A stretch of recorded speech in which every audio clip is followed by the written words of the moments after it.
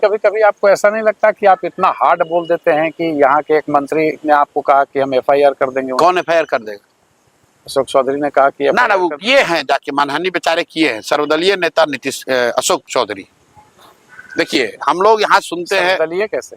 मैं बता रहा हूँ कैसे। जैसे हम लोग सुनते हैं ये नेता इस दल में थे, छोड़कर दूसरे दल में चले गए, दूसरे दल को छोड़कर तीसरे में चले गए।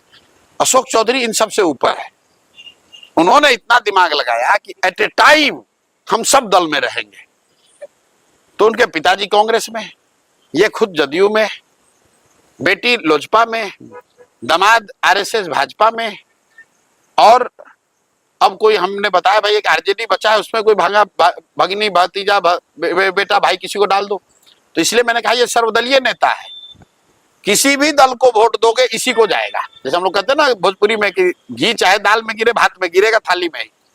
तो अशोक चौधरी सर्वदलीय नेता है। हमने कहा कि हर जगह ये चर्चा है कि इन्होंने अपने बेटी का टिकट खरीदा है, और ये हमने नहीं कहा। आप लोग पत्रकार, आप जानते हैं, प्रेस कॉन्फ्रेंस हुआ, पार्टी के लोग जो उस समय चिराग जी के पार्टी में थे उन्होंने ये कहा, प्रेस में छपा, लोगों ने इस्तीफा दिया। तो ये आदमी कहा कि हम जाके इनको प्रधान किशोर पर मानहानि करेंगे। तो जा कर दो भाई। अभी दिलीप जायसवाल ने, आपने सुना होगा, कहा कि हम प्रशांत किशोर पर साइबर थाना में केस किए हैं।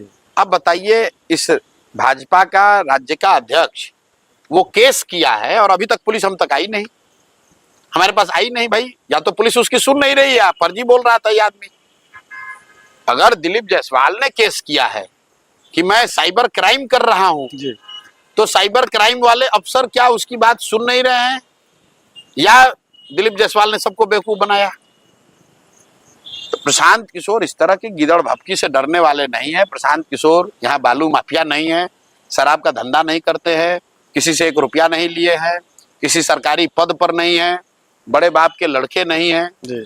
अपनी मेहनत से, अपनी हुनर से, अपने परिश्रम से जो कुछ भी कर सकते हैं वो कर रहे हैं। और ये चोर चुहड़े जितने नेता हैं, लुटेरे मंत्री सब, उगाही मंत्री, इनकी हिम्मत नहीं कि हमको डरा सकें।